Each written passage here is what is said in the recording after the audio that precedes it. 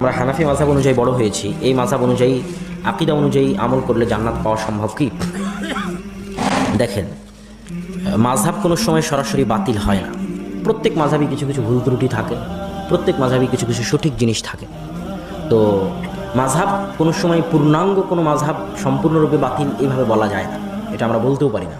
কিন্তু আমরা আপনাকে এতটুকু আবেদন জানাবো যে আপনি যেটাই আমল করেন, যে মাযহাবেরই আমল করেন, আপনি নিজেকে হানাফি বলেন, হানাফি মাযহাবেরই আমল করেন, কিন্তু সেটা কোরআন এবং হাদিস অনুযায়ী যাচাই বাছাই করে করিয়েন। কোরআন এবং হাদিসের সাথে মিলিয়ে, ইজা সাহাল হাদিস, যেমন ইমাম আবু হানিফা রাহিমাহুল্লাহ বলে গেছে যে হাদিস সহিহ, সে হাদিস আমার মাযহাব। তো হাদিস এবং কোরআন হচ্ছে আমাদের জন্য মানা জরুরি। আমরা ইমামদেরকে সম্মান করব, কিন্তু আল্লাহ রাসূলের সম্মানের পরে।